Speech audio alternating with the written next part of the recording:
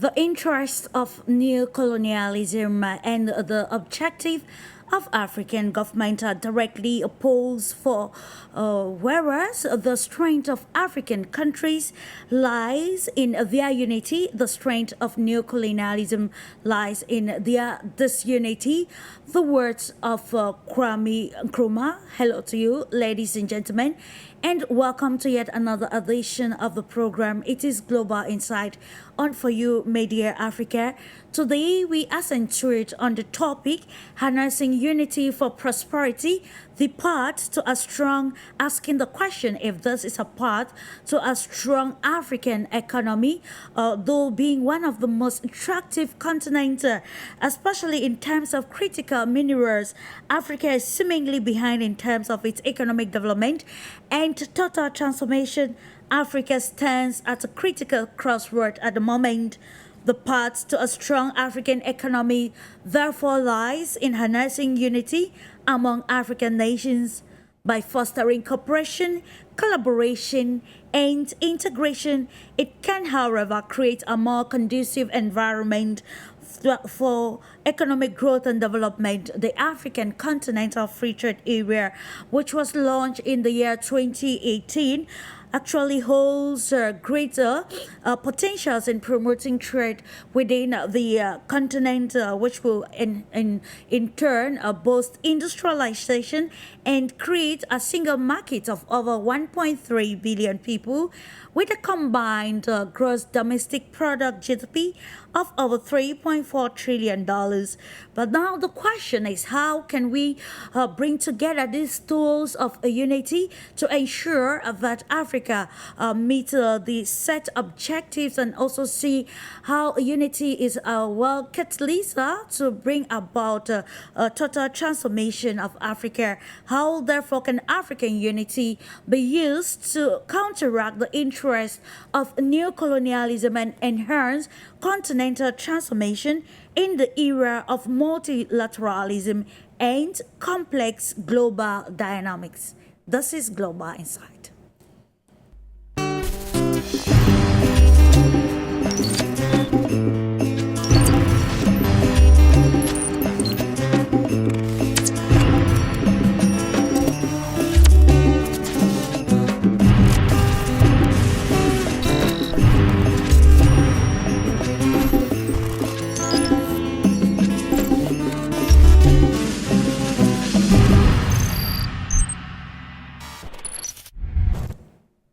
And if you are just tuning in, you're most welcome.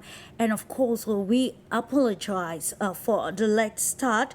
Today, under this edition of Global Insight, we want to answer the question if the unity of Africa is the sole tool that will help Africa to triumph or to define its stance in the global world and ensure the total transformation of the continent, and how can we actually harness this instrument or catalyst of unity to meet the set objectives? What are the parameters that needs to be considered to ensure this milestone? It is should be noted, as we underlined on the preamble, that the continent Africa, it's one of the most attractive continents in terms of critical minerals, but also in terms of its population, its resources population, and even the markets. And of course, what is stopping Africa from attaining a milestone in development in spite of its endowment? And with a panel of experts today, we are going to analyze critically to seek solutions on how the stakeholders in Africa, be it political and even economic stakeholders, can maximize the opportunities that the continent have to be able to fast track its economic trajectory and ensure practical development and transformation of the continent Africa. Let me take you now to the East African nation of Kenya. We're being joined by Alex Ogutu, who is a governance researcher. Hello to you, Mr. Ogutu. It's a pleasure having you this day on For You Media, and particularly on the platform Global Insight. Thank you very much, Clarisse, and hello to your viewers. I'm happy to be part of the show and looking forward to the deliberations. Thank you. Indeed, we are looking forward to having a fruitful discussion. And to South Africa, we're being joined by YULIA BERG, a political scientist, founder, expert club, of course, that will help us to give insight on this very important topic, the unity of Africa, and if it's a catalyst for the transformation of the continent. Hello to you, dear Yulia. She will join us subsequently. And from Canada, we're being joined by Dr. Elijah ENOAKU, who is the director for the Africa Center for Development, or the Center for Africa Development. Hello to you, Dr. ENOAKU. A pleasure having you this day. Apparently he's yet to join the conversation. If you are just tuning in, you are most welcome. It is an informative, discursive, as well as interactive program where we discuss the stakes threatening the African continent in the times of changing global dynamics. I will kick off with you, Mr. OGUTU. Today we are looking at the place of unity in bringing about the total transformation of the African continent. And of course, the primary question that we asked in the preamble is how Africa can use unity to counteract the interest of neocolonialism and enhance continental transformation, especially in the era of multilateralism and changing global or complex global dynamics. So thank you once again, Clarisse, and hello again to your viewers. I'm happy to be part of the show, and indeed I acknowledge the centrality of the topic today. It sits at the heart of what we know to do as Africa to ensure that we occupy our rightful role in the global community, the global system. So, and indeed, I like how you presented it in your preamble. We indeed have the ingredients. We've shown the capacity to do what's needed to be done to elevate the continent to its rightful place. So we have established some systems, political, economic, as well as social, that would play a great role in ensuring, in fostering the continental unity. If you look at the charter establishing, or rather the foundational charter, speaking to the unity of the continent, the African Union, it has a very elaborate provisions that, if well implemented, would ensure that we attain the aspirations of the continental unity. We do have the African Union Vision 2063 that articulates clearly what needs to be done to have us attain continental unity. On the economic front, the African Union in 2018, as you rightly pointed out, did birth the African Continental Free Trade Area that is variously acknowledged as an engine, a potential engine for Africa's economic growth. So bringing together 1.3, a market of 1.3 million, or rather 1.3 billion people. Yeah. It is by now the largest free trade area, and it stands to benefit if it is optimally implemented. It stands to improve the economic fortunes of the continent. So indeed, we have these ingredients. All we need to do is to implement them faithfully to ensure that we rise. And I should like to point out that there's demonstrable proof that the world isn't as generous as we wish it to be. So amidst our quest for unity, there will always be challenges, and probably we may discuss this down the show. There will always be challenges to ensure that we do not achieve whatever it is that we aspire to achieve. So it is upon us to demonstrate our commitment, our unity, just so we ensure that we occupy our rightful place. So yes, we should certainly aspire for that. it is achievable with the right tools in place as we are establishing them. We need to match the tools with the goodwill, with the commitment and dedication if they are to translate into the optimal provisions, aspirations that are captured in those tools. Thank you. Thank you. Of course, I stay with you, Mr. Ogutu. You know, the term for today or the topic is centered on unity, but there is a need for us to understand this aspect of unity because from the philosophy of the likes of Kwame Nkrumah and other proponents of Pan-Africanism that actually advocated on ways to practically bring Africa out of the enslavement in every dimension of it.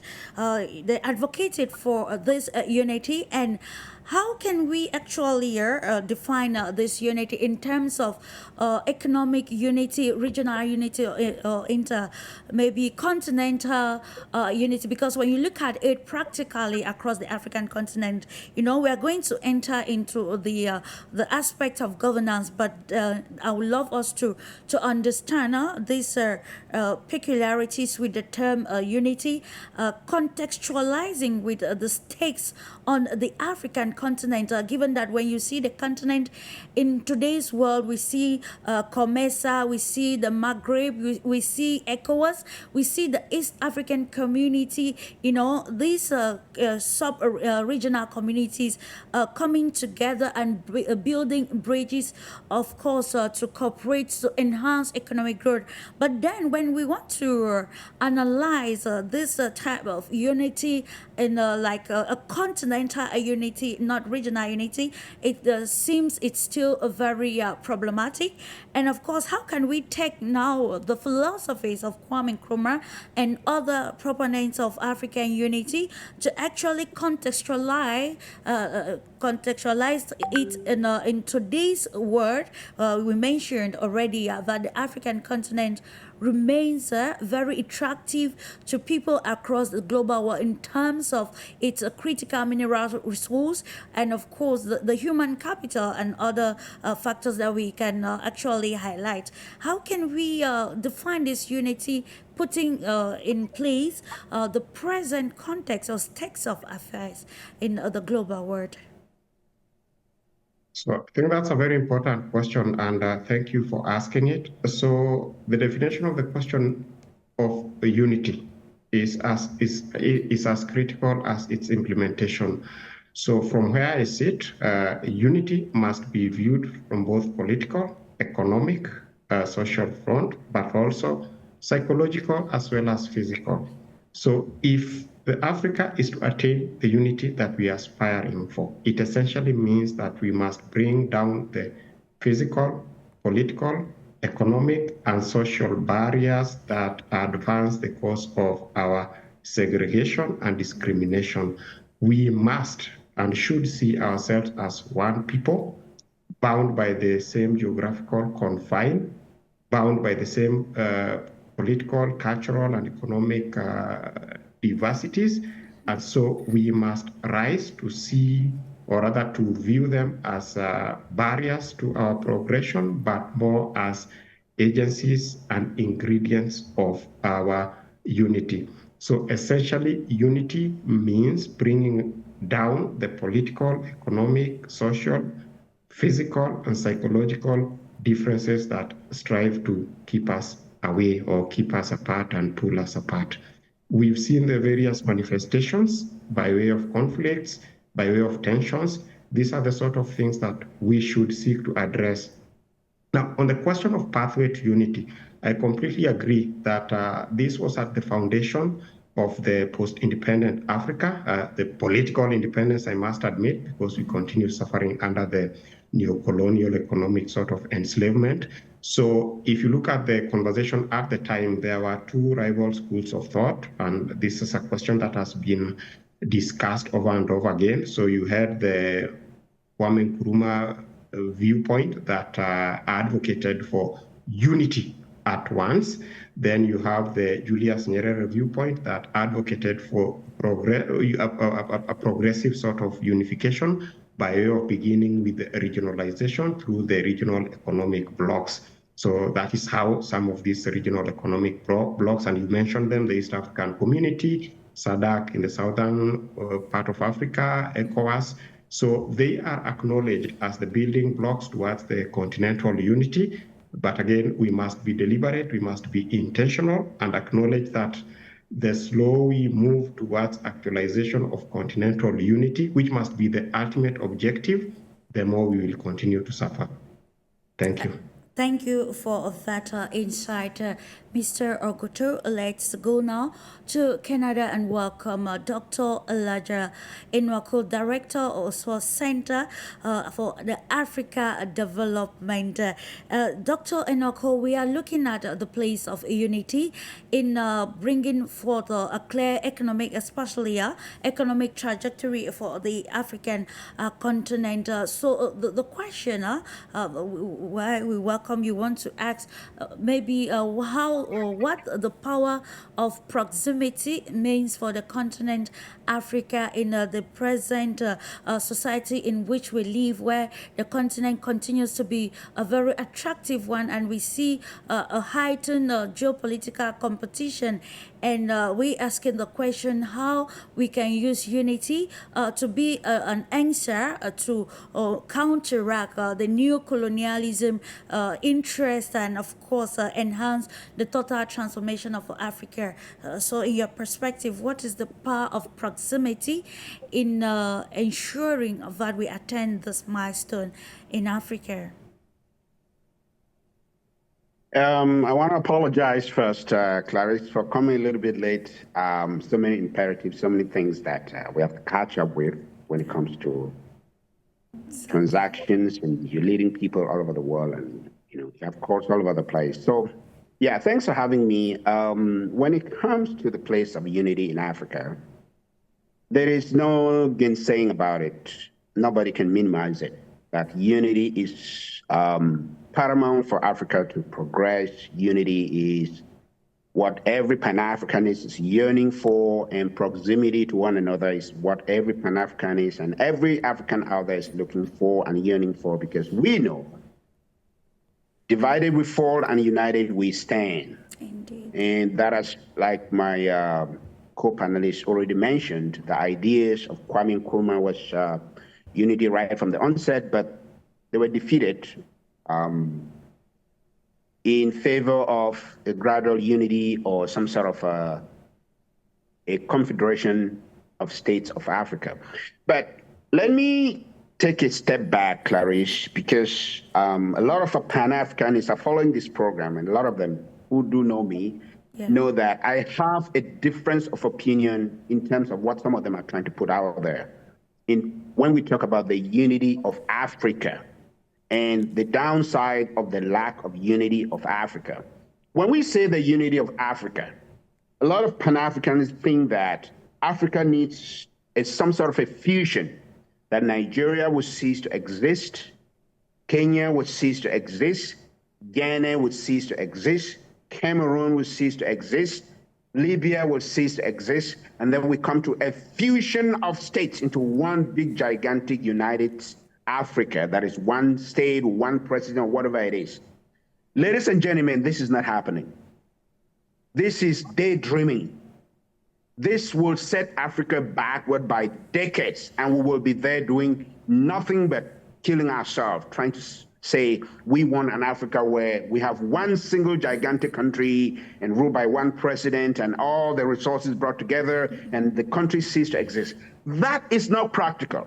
Absolutely. We know that the Europeans came and divided us. We didn't have those borders. We all know that. We wish it never happened. But we are not going back to erasing those physical borders. When I say physical borders, I mean what I said before, that Nigeria is not going to cease from existing. Absolutely. Kenya is not going to cease from existing. And the rest of the African states in favor of one Africa, or whatever they will call it, Ubuntu, or whatever name. Those are ideals, and they sound very, very, it brings up the euphoria in Africa, and Pan-Africanists talking left and right and this, but those are loud-sounding symbols. We need practical solutions when it comes to the unity of Africa. Indeed. My colleague already mentioned a couple of them, and you mentioned a couple of them. We need to remove the barriers that are hindering the economic progress of Africa. We need to remove the barriers that are hindering the proximity for African states to work together on a common platform to promote the ideals of Africa. We need to remove everything that stops us from being seen as one in terms of economy, political, psychological, even mentality, because the problem is in the mind. So when we talk about the unity and proximity of Africa coming together as one, let us be practical. Let's leave aside those euphoric ideals of removing the European borders that were put in 1884 and we come to one Africa and there's just one Africa and one president or whatnot. Those are not practical solutions for Africa, ladies and gentlemen that are listening to me all over the world, because I've been in different forums where we have this heated debate of what it means for Africa to come together. Come together, yeah. So again, we are defining what unity is and what we should all yearn for. I know that a lot of friends, when I talk about unity and I bring some ideas that have been implemented by the European Union, they don't want to hear about it because these are the colonizers that brought us all this mayhem and all this chaos. But a practical solution, whether it comes from Europeans or it comes from the West or whatever it is, if it is something that works in our context, I see no problem with it. All these ideals of saying that we're going to, it is not practical, ladies and gentlemen. It's not practical. Let's talk about practical solutions when it comes to African unity that is going to advance the cause of Africa. So now to go back to your question, Clarice, the proximity of Africa, the unity of Africa coming together is removing those barriers. When I talk about trade, when I talk about education, when I talk about transfer of technology, when I look about trade imbalances, when I look about competitive advantage, because that's something Africa has not been talking about, something that we have dived into in our center. We've talked about different presidents and leadership in Africa and the Pan-African Congress. We've talked about Africa looking at where they have a competitive advantage, because the world globalization is not going to come to a halt. It's going to continue. Africa needs to find its place on the global stage and look at where they have competitive advantage and hang on it. Excuse me, and build on it. So proximity will help us look at Uganda. Excuse me. What is it that Uganda is bringing to the table that the whole of Africa can hinge on? What is it that Kenya is bringing to the table the whole of Africa can hinge on? What is it that Nigeria, that we seem to call the giant of Africa, what is it that is their strong point that the whole of Africa can hinge on? When we look at those competitive advantages that Africa brings to the table, and we now remove the barriers that will hinder those resources in Cameroon, in Kenya, in other countries that can be utilized to enhance Nigeria to be much more competitive on the international scene, that is when proximity becomes an advantage to us. But so far as we speak, we are living in our own little conclaves in Africa. Nigeria is doing its own thing, Cameroon is doing its own thing, Kenya, Uganda, and we do not have a common platform on which to act on the international scene. And it is hurting us and hurting us very badly. Indeed, I will stay with you, Dr. ENOAKU. That is very problematic, and of course, some proponents of the viewpoint that when they talk about the unity of Africa or making Africa one, it doesn't mean we should erase the already existing countries across the African continent, but look at lines that can actually, where we can build bridges to be able to act as one entity, especially as the world is becoming more and more interconnected. You mentioned that in your discourse, Dr. ENOAKU. So the question is, you've highlighted a lot of things in the benefits of this proximity. So the question is, we want to look at the ability of especially political stakeholders to maybe relinquish a bit of their political economy in trying to erase some of these factors which are hindering the unity of the African continent, especially economic unity. The trade, intra-Africa trade is still very minimal. And so we want to look also at the inherent link between unity and prosperity and the ability of political stakeholders to maybe relinquish some sort of their political autonomy in attaining this milestone. Yeah, that's what the problem is, Clarice. You've hit the nail on the head. It's because a lot of African countries do not want to relinquish that in order to benefit the whole of the African economy. Look at trade, for example, which is the #1 core of what is hurting Africa. We are talking about close to, the last time I checked, the GDP of the whole Africa, I think, if I remember, was around 2.3 trillion. We're talking about 2.3 trillion economy that is not able to compete on the international stage because everybody is working in silos. Everybody's doing its own little thing. Imagine that you bring that economy on the global stage as one, as an entity, where we have a common trading platform.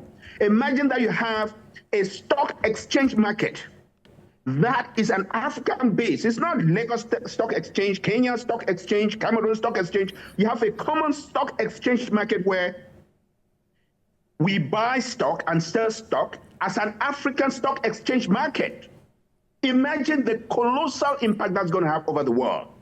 Imagine that you have an African ecosystem where we have technology exchange of technology from Kenya to Nigeria to Cameroon and so on. We have a common platform where everybody's, sharing technology together. Imagine that. Imagine that you have a common, you move all the trade barriers where there's common flow of goods and services from one state to the other. Imagine that. You are dealing with a colossal economy that is fragmented and is not able to compete on the international stage. That is what African unity is about. There's no free flow of goods and services from one state to the other. Let me give you one example, because sometimes when we speak like this, I like concrete case studies that will elucidate the point that we're trying to make. Absolutely, yeah. If you know the amount of money that Africa is losing just from exchange rate, that's when you're going from Kenya to Nigeria, you're changing from naira to shillings and shillings to naira. Yeah. You're going from Kenya to Uganda, you're changing just that exchange rate within African countries. Imagine that there was a common monetary policy where Africa are trading in one currency. It's going to bring massive amount of gains to the African economy. If you know the colossal loss that African countries are losing by trading among themselves, just from exchanging from one currency to the other, it is colossal, but they don't see this. Everybody is saying that, there was somebody that came on your show here that we're together, and he was talking about crossing from, I think, Togo to Democratic Republic of Congo. And he was asking a question. I think it's just like a bridge. And he needed a visa to come from one bridge to the other. He said, why is this so? And I don't want to call the names. One of the countries said, oh my goodness, if we open these borders, the people from this country are just going to flood over here. They're going to take all our jobs. They're going to take all our this. They're going to take all our this. That is the mentality that we have in Africa. Yeah. That this country is afraid that if we open our borders, this one is come over, take our jobs, take our economy, take over. That is so wrong. If we have trade imbalances, the flow of goods between one country to the other is going to erase all those imbalances in such a way that the economy of Africa is going to be so competitive in a way that even the European Union that we speak is not able to compete, will not be able to compete with Africa. Or, North America, they have their own trade organizations and so on as well. They wouldn't be able to compete with Africa. But because of these because of these barriers that you have mentioned and the other colleague mentioned before, we are being killed in the international scene. We are not able to compete. What would Togo, I can't remember their population the last time I checked, whether it's 2.3 million. What are they able to do on the international stage? No matter the gold and mineral that they produce in that country, they do not have the muscle compete on the international stage.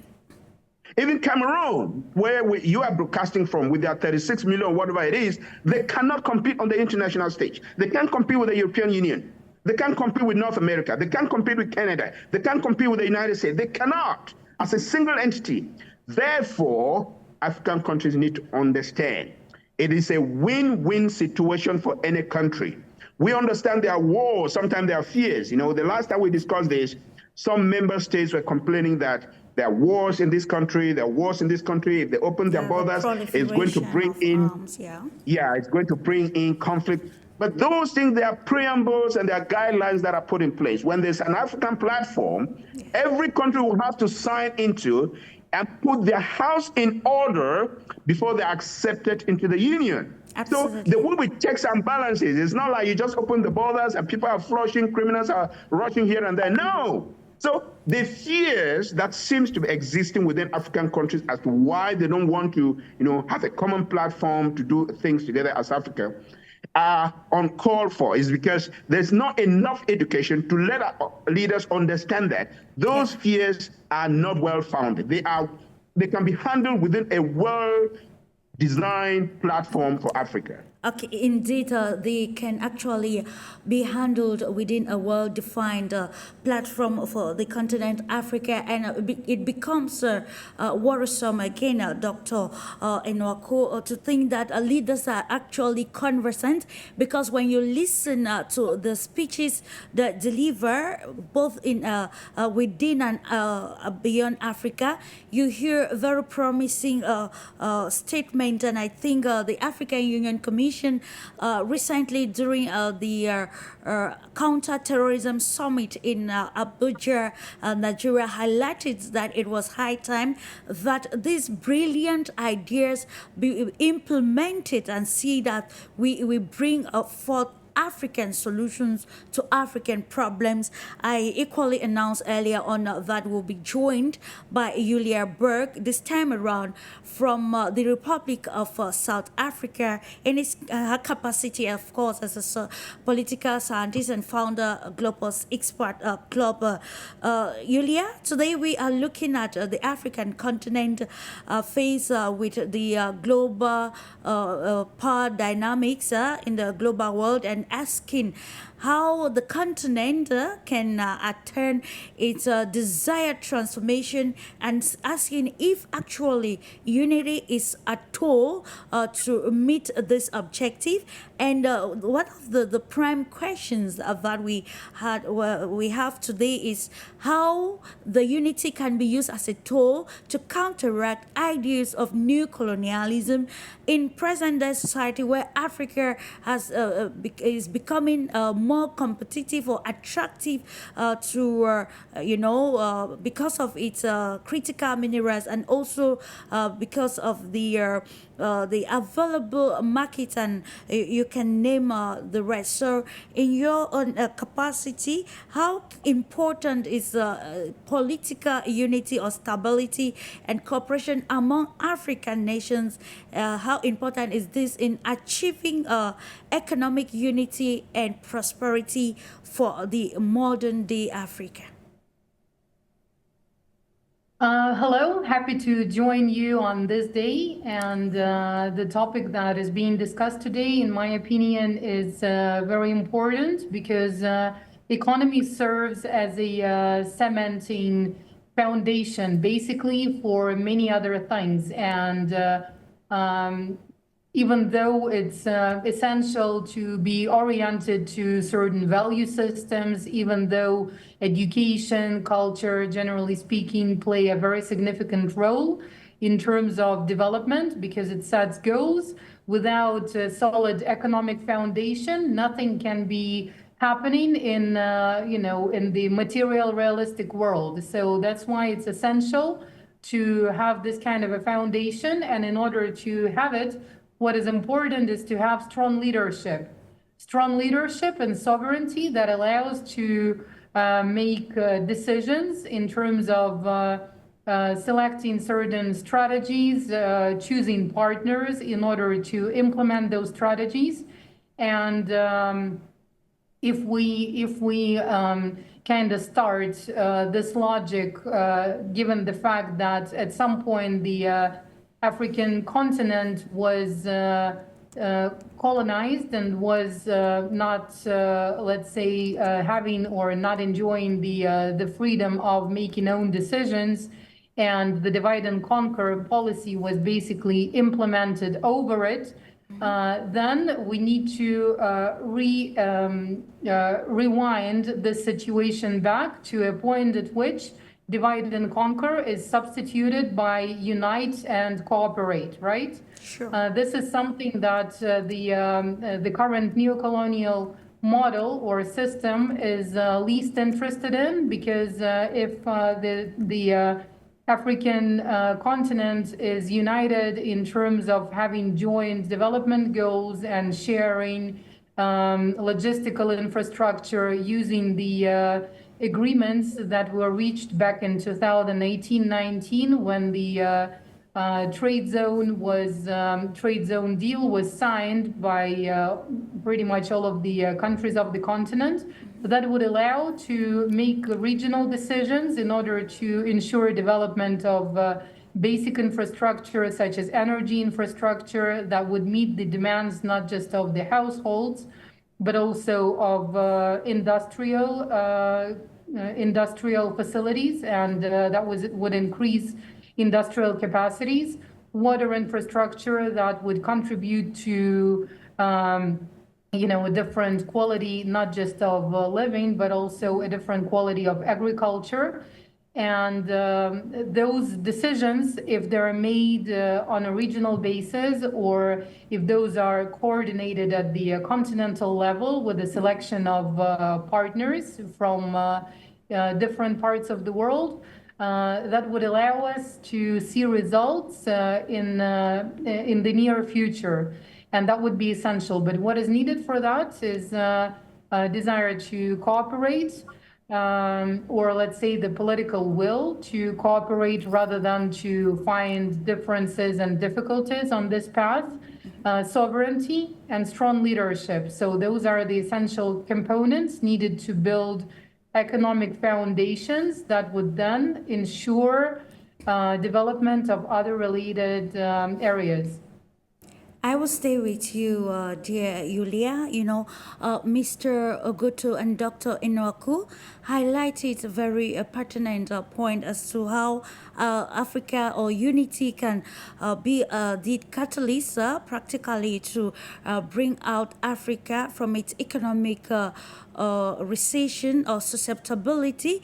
And you quite mentioned a whole lot of issues and aspects that can be used now. It's no longer news that the entire continent is aware, and most especially political actors are aware that the exploitation, the division of Africa was actually had some very negative aspect. But now the time for action is now that new perspectives are coming into play. So the question, recently the president of the African Development Bank, Akiwumi Adesina, highlighted and warned, of course, that African leaders should not or should stop using Africa's resources for debt. And we know, of course, that many countries in Africa spend most of their resources instead of actually revamping the economies. They spend the resources in servicing debt, and that is actually a setback for the continent Africa. While talking earlier on, you mentioned that it is now a time for countries to relook in terms of selecting partners. That is, of course, their diplomacy. So now, what do you think are the potential benefits of maybe a new era partnership, international partnership, or let's say cross-border collaboration in trade, I beg your pardon, and investment for the maybe emancipation of Africa's economy to stand the challenges at the global level. Dr. ENOAKU highlighted that Africa can stand firm at the international level because of, the continent is not functioning as one entity when it comes to defining perspectives on the international arena. Well, I would start by saying that African continent definitely is very diverse, and the countries are very much different if you look at it. So on the one hand, it creates a beautiful variety. On the other hand, it creates differences that require a joint or coordinated approach in order to overcome and to focus on common strategic goals. So whenever you deal with such a variety, on the one hand, it creates additional opportunities, but on the other, it requires a smart approach to be able to step over or overcome the possible challenges that can arise, right? Yet at the same time, at the moment, the continent basically has more than what is needed in order to build prosperity. By this, I mean that the continent is rich both in mineral resources, it's rich in terms of agricultural possibilities, and there is an opportunity to harvest at least like 4 times a year, right?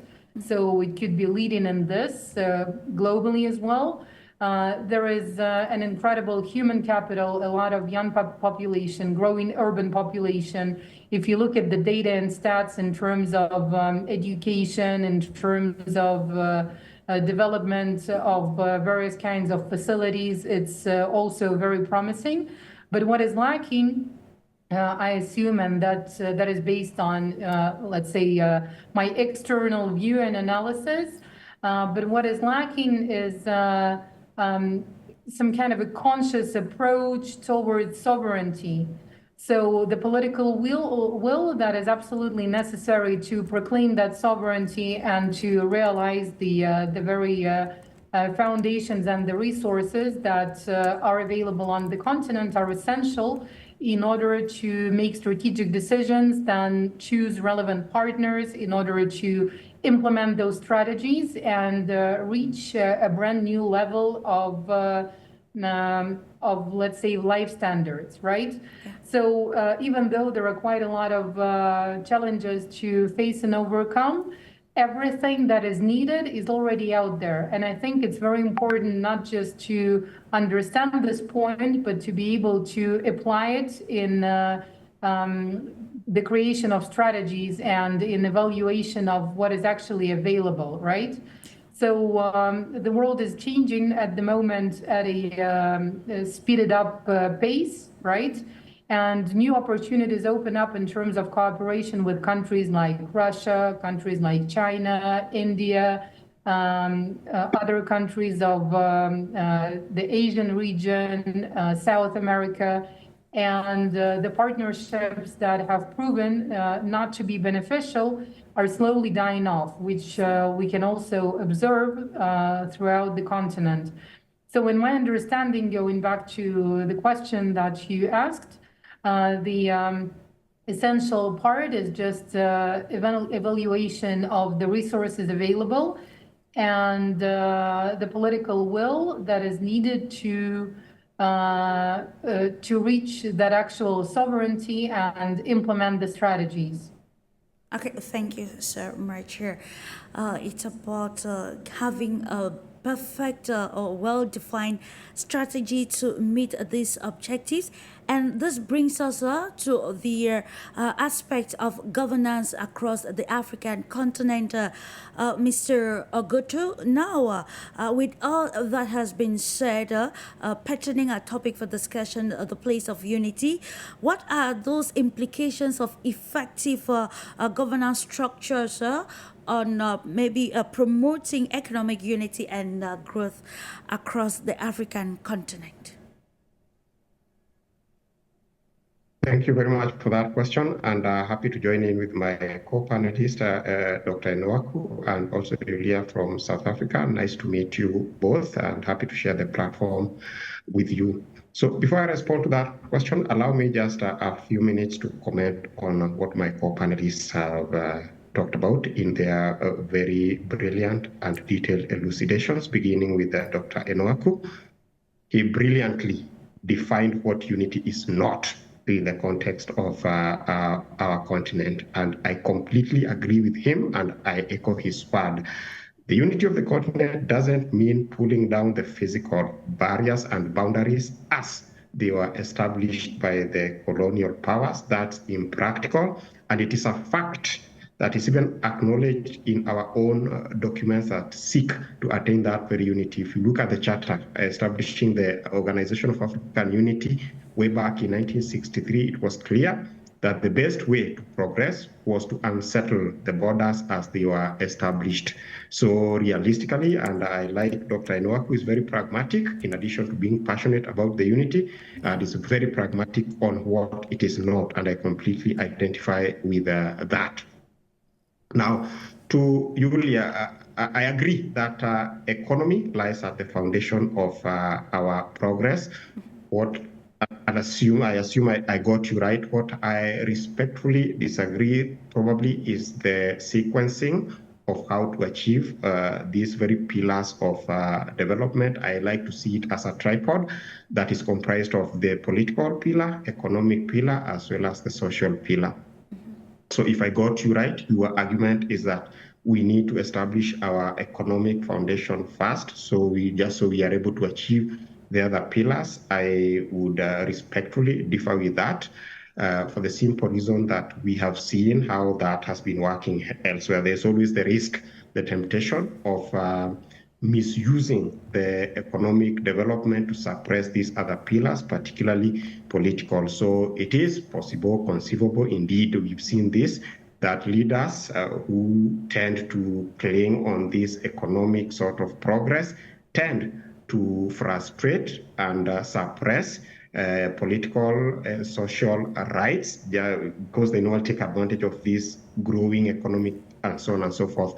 I belong to the school of thought that it is possible to chew gum and walk at the same time. It is possible to bring up, develop all these three pillars at the same time. Indeed, I argue that this sustainable development is anchored on addressing all the three pillars at the same time. Sacrificing one or two at the expense of the others normally breeds problem. It is not sustainable in the long run. Now, to your question about the implications of effective governance, yes, the foundation of effective governance sits at the foundation of a progressive continent. If we are to achieve what we aspire to achieve, at the foundation of it would be effective governance. Now, what are its implications? Number one, it does provide the optimal environment that would allow the continent to unleash its potentials. So it is a bulwark against the instabilities that threaten, that are inimical to the progress that we yearn for.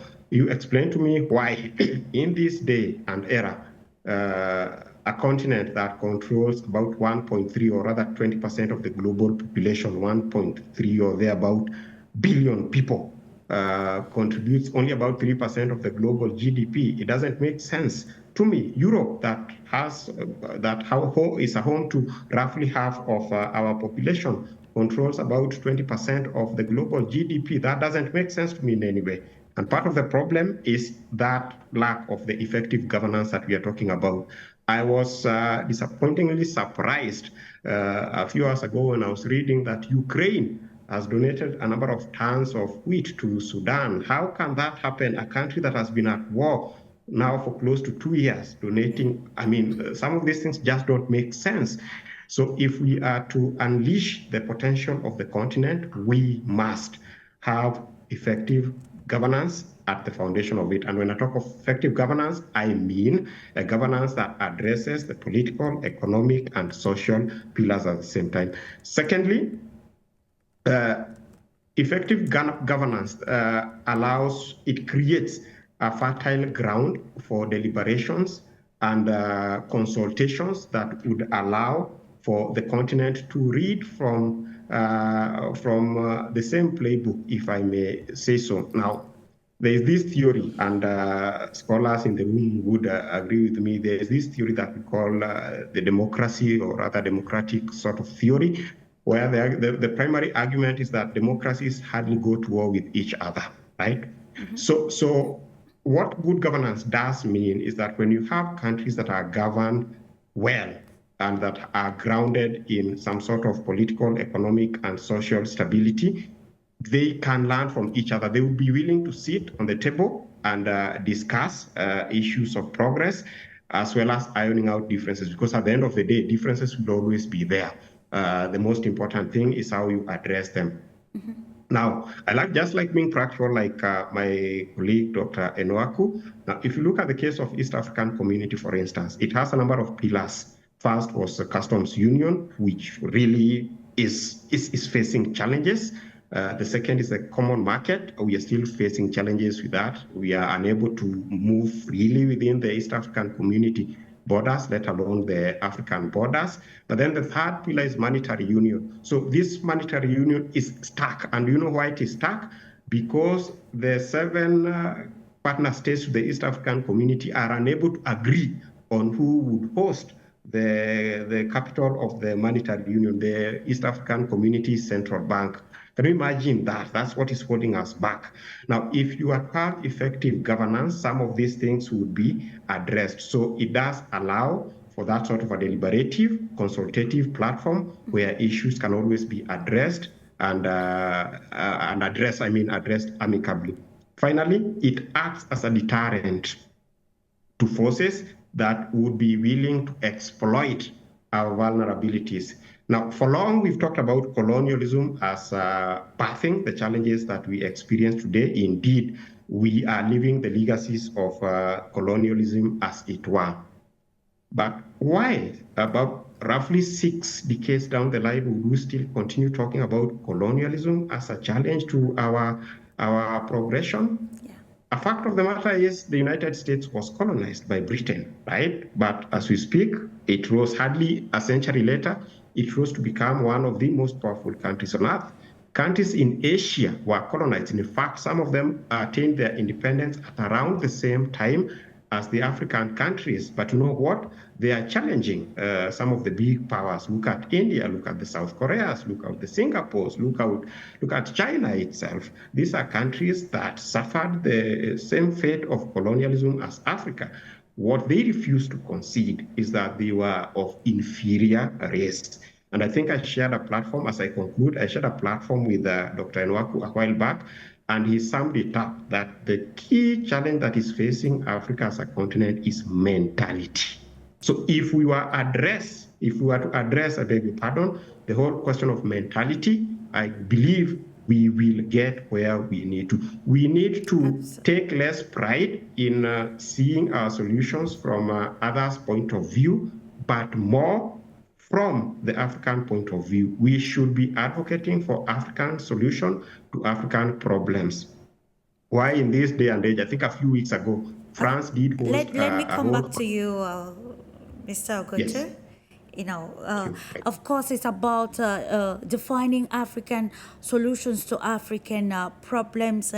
And having listened to all of the analysis or the insight advocated as per the topic for discussion, does they come to you, Dr. Elijah ENOAKU? You know, according to the African Development Bank, this should be in February 2024, the overall gross domestic product growth for Africa is actually expected to an average of 3.8% and 4.2% for the year 2024 and 2025, and it also highlighted that Africa remains the second economy to be recording some growth after Asia in its report. So The question now is the role of multilateral institutions and even partnerships in supporting African economies to thrive collectively, especially the African Development Bank and other international partnerships that institutions that African countries engage with in terms of maybe charting economic collaboration. Excuse me, Clarice. You asked a very important question, but it's a double-edged sword. So let me explain what I mean. You talk about the importance of multilateralism for African countries engaging with maybe China and India and so on and so forth. Sure. But on what platform are they engaging? That's where the question lies. Is it Kenya going to India, like we saw a couple of weeks ago? Ruto going to India and trying to sign some loans. He said, "Oh, we have a huge population of Indians in Kenya, and we want to have that partnership between India and China." I listened to the interview of Ruto. It was quite fascinating. He's quite interesting guy. But the question is, on what platform? On what platform? Kenya and India or Africa and India? As we speak, India is sending a satellite to the moon.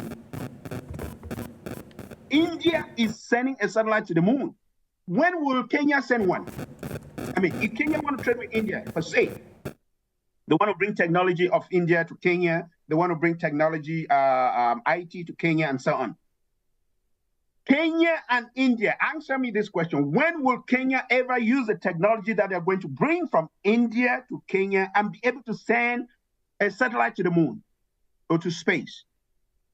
But consider the same thing that Ruto is trying to do now on an African platform where we have Nigerian technology, South African technology, Kenyan technology, Egyptian technology, Libya, and all these countries coming together under an African platform, having a space strategy as an African space strategy. I am telling you, it's not going to take long for an Africa to send one satellite to space. So multilateralism for multilateral agreement between African countries and China and the rest amounts to little. It does help. It does help. But doing that on an individual basis does not benefit Africa as a whole. My colleague, Alex, I don't know if he's from Kenya or from, I don't know, or from Kenya. Uganda. It's Kenya. Oh, from Kenya. Good. Sure. I'm talking to somebody who is on the ground. My colleague from Kenya will bear me witness to this, that Kenya is becoming the hub of technology in Africa. We have IBM, we have Microsoft, we have all these countries that are coming to Kenya. A lot of my friends from Kenya, they want me in Kenya, they want me in Kenya. Yeah. But the question I keep asking them in Kenya, on what platform? On a Kenyan platform or on African platform? Because my goal, my desire is to see Africa working on a common platform. That when we talk of multilateral agreement, it's not a Kenyan, China, Kenya, United States, Kenya, Canada, Kenya, European Union. Rather, Africa. If Ruto is going there to represent Africa, good and fine. I love that. He's an energetic young man. He wants to do a lot. But doing a lot on a Kenyan platform is not going to advance the agenda of Africa. So again, to answer your question, Clarice, yes, the GDP of Africa, like you mentioned, the African Development Bank, I read one of those that report, they talk about 3.8% and it's going to 4.2%. And the biggest, the country with the most, the rapid growth in Africa or in the world is in Africa, which is Niger. What has happened to Niger?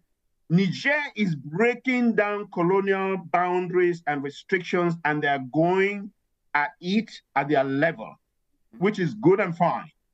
They are trying to, break down the shackle of colonialism and all these things. But imagine that was happening at an African level.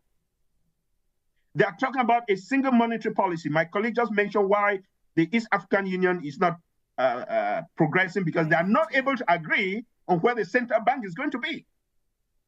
Those are the things we're talking about here, Clarice. When it comes to the unity of Africa, it doesn't take rocket science to understand where our problem is. It is true that we are still suffering from the shackles of colonialism. It is true. Nobody's going to deny that. But our number one problem is not colonialism. My colleague Alex already mentioned that. Sure. India was colonized. The United States was colonized. A lot of countries that are doing well in the world. South Korea, that we have a lot of Africans that are going there today to learn technology and the rest. They were all colonized. And they still have relations even with their colonial masters. But they have won themselves of that colonial mindset that they cannot do it. It has to be done for them by somebody from elsewhere. Yes, I am not against multilateral agreements. I love them. They foster the development of Africa. Yeah. But my problem is on what platform? If it is going to be on a single platform where every country is having its own trade agreement with Russia is coming with military. I have nothing against Russia. You know, they have good intentions in Africa and they're doing good things in Africa. But why can't we work as a common platform to deal with Russia? Why can't we work as a common platform to deal with China? Why can't we work as a common platform to deal with the United States, European Union, and so on and so forth? As long as we remain fragmented, any multilateral agreement is going to have very little impact. Why do I say so, Clarice? I will give you a more concrete example. I said at the top of my discussion that Africa needs to use its competitive advantage. Absolutely, yeah. In all the areas where they are good at. We have one country producing gold, we have one country producing mineral, we have one country producing technology, we have another country good in agriculture. If we diversify that across a common platform in Africa, every single strength that you can mention, you will find it in one country in Africa. And if we use that on a common platform to our advantage, I am telling you, even though we are still living on a 3.2 trillion economy, if you multiply that on the African continent and you use a common platform, there is no trading bloc, whether it is the European Union or the North American free trade trading bloc, that will be able to compete in Africa. And they know this. These trading blocs know this. That's why you see that when the African free trade zone was announced, there was pandemonium in the Western world. They said, what does it mean?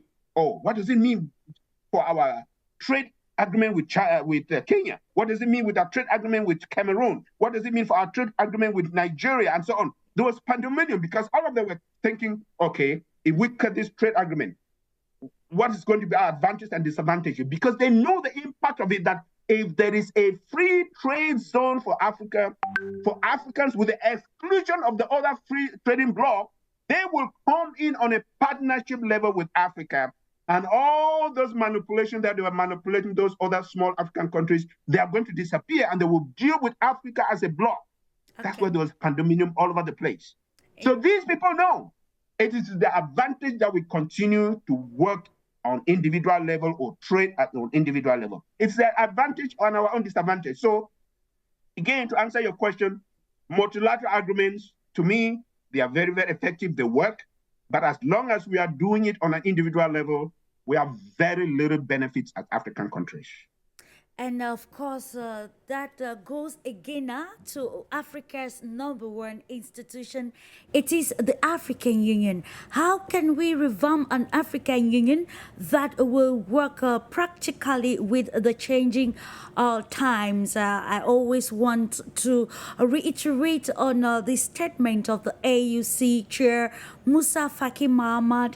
We are aware of the increase in multilateralism, so Africa needs to capitalize on these to define its voice at the international arena. So now, what is stopping stakeholders, political stakeholders, from having that platform, which you just said, Dr. ENOAKU, that the continent will work at the international level as one to be able to meter domestic interests that will work for the benefit of the continent. You mentioned competitive advantage, and I think with even the global crisis, especially at the international level, we can say that most countries in Africa have garnered some competitive intelligence to understand even international politics and the stakes of it and how it can capitalize on this to be able to maybe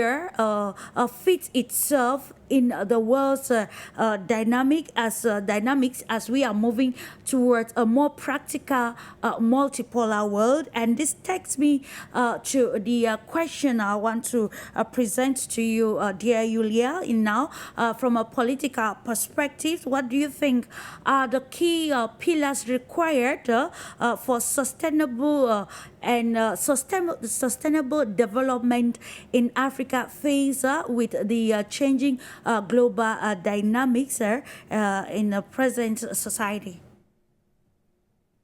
Well, I think that unfortunately one of the biggest issues that we're facing at the global... Can you hear me? Okay, I can hear you now. Thank you.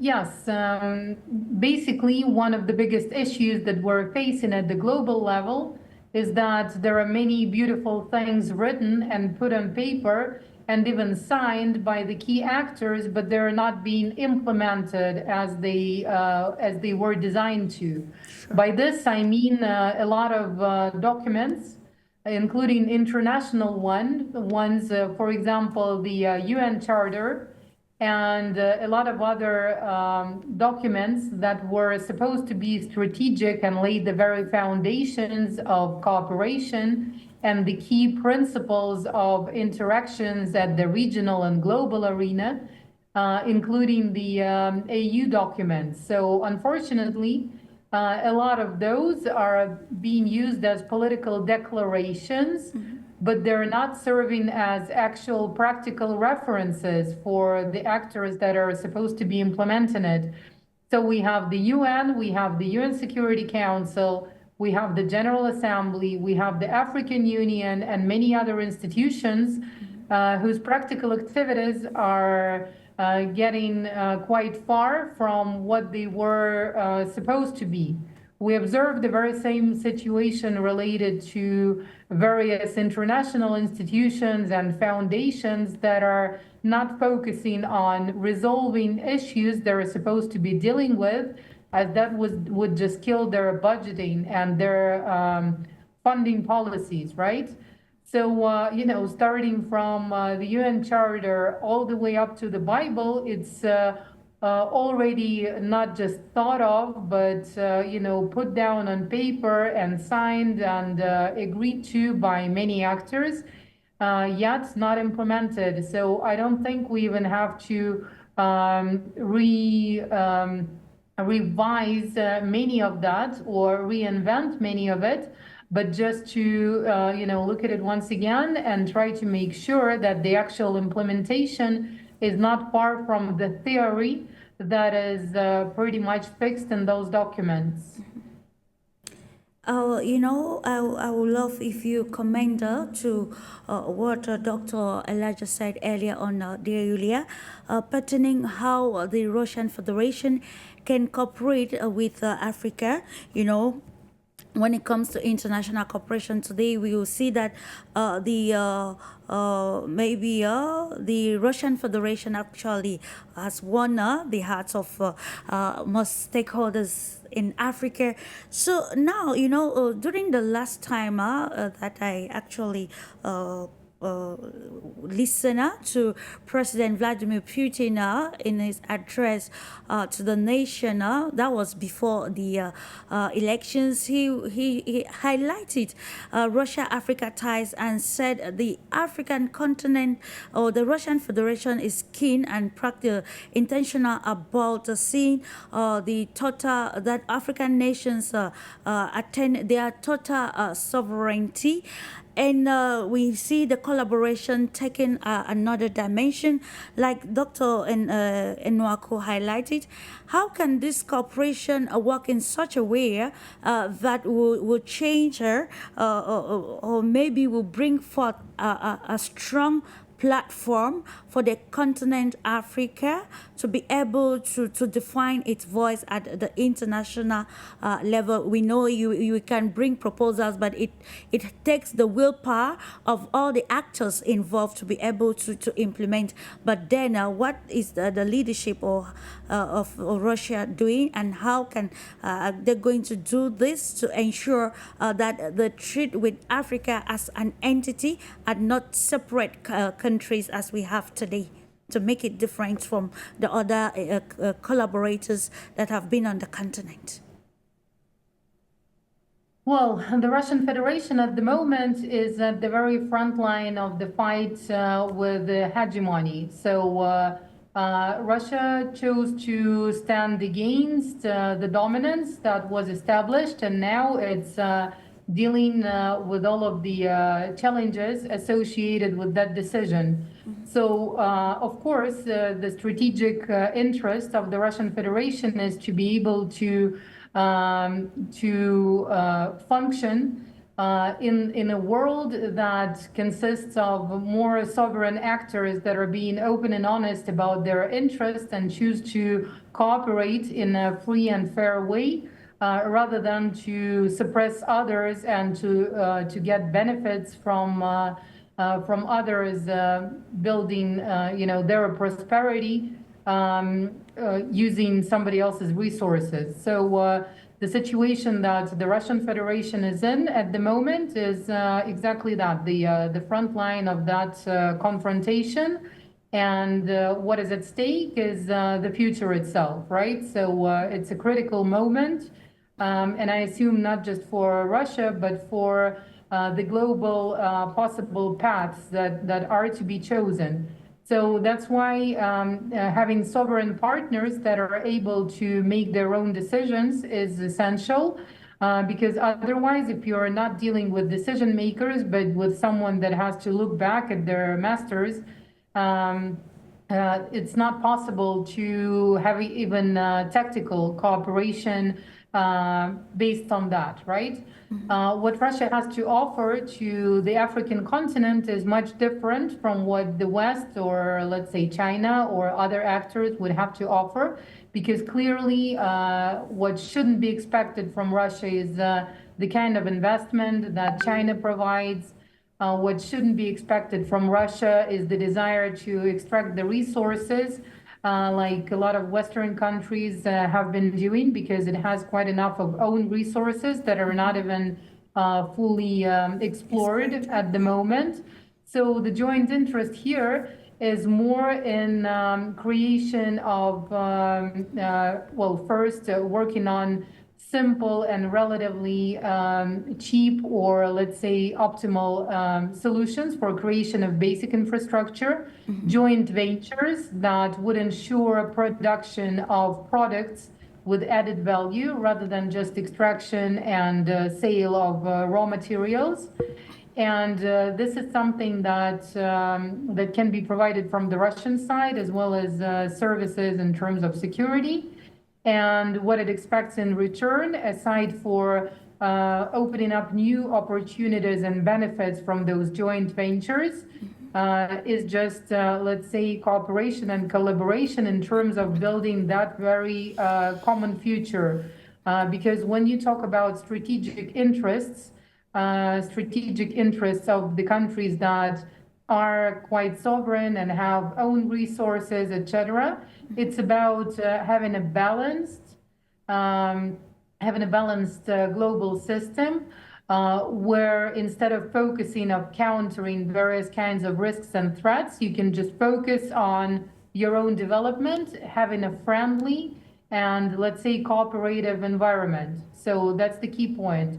And once again, what Russia is bringing after several decades of lack of cooperation is basically that. It's the proposal to talk about the future and alternative models of the let's say, global order. That's one thing. Number two is cooperation in terms of creation of basic infrastructure and in terms of creation of joint ventures that would be mutually beneficial and that would be, let's say, mutually reinforcing. Okay, thank you so much. We're almost culminating. Coming back to you, Mr. Ogutu, still on the aspect of governance, we can attest that transparency and accountability are some of the tenets of governance which African nations or leaders actually have to adopt to be able to attain the defined milestone, especially in terms of maybe redefining the economic trajectory of African continent. And I want us to look at the aspect of transparency and accountability in governance system and how this can facilitate economic prosperity for African nations. So thank you very much for that question. And yes, transparency and accountability is central if Africa is to attain the best of what it aspires to do.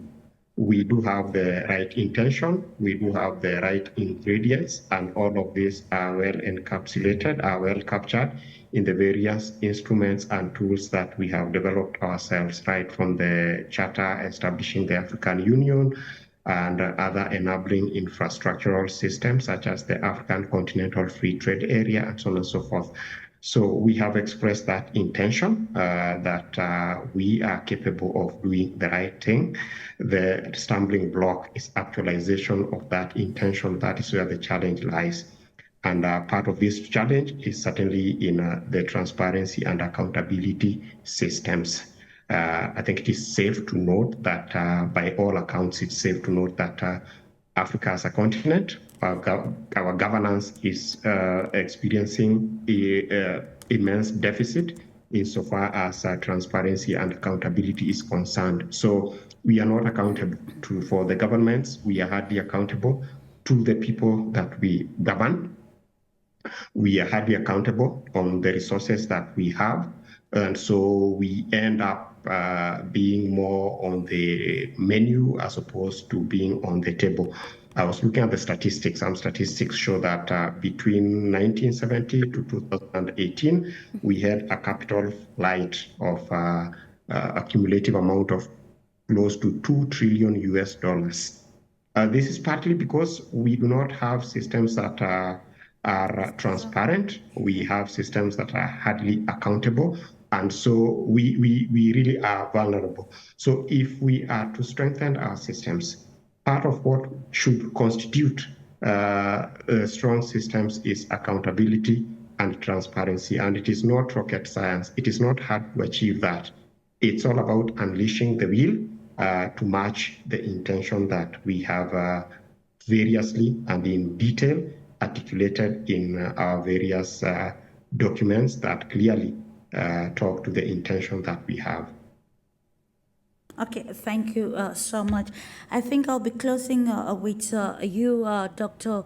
Elijah ENOAKU. Of course, you want to comment on what I think YULIA BERG highlighted, pertaining the collaboration between Russia and the African continent.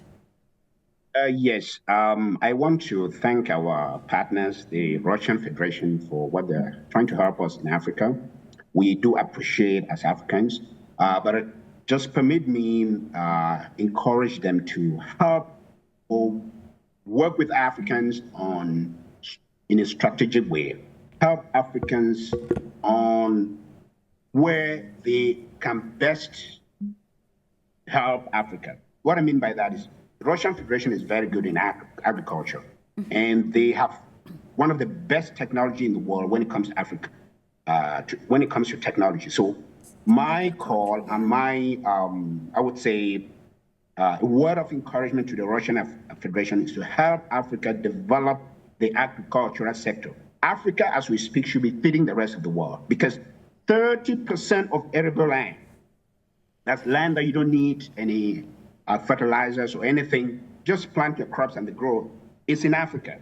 So it will not take a lot of resources to help Africa in that area. So if the Russian Federation can come in with the technology, agricultural technology and everything they can to help African countries in that area, it will be much more appreciated. So that's just what I wanted to say. So thank you for the show today, and I appreciate the time. Thank you too. I also appreciate you gentlemen and lady for the greater insight. We apologize for the lapses we encountered today, but I think the time we had gave us enough scope to be able to touch the major sticks that concerned our topic for discussion this day, and we appreciate your time for contributing. Of course, there is need for total change, and of course, when we talk constructively, we reawaken the mind, and the mind goes to work. And of course, it's a moment where the African continent actually has gained some competitive intelligence, and it is the time to define its competitive advantage, as underlined by you, Dr. Elijah ENOAKU, to be able to fit in the international arena. Remember, the world is multipolar, the world is interconnected, and of course, countries need to be intentional about their national interests before having the global interest to be able to benefit from all of the advantages that come with the changing times. Thank you, and do have a lovely moment in the company of our transmissions. Bye-bye.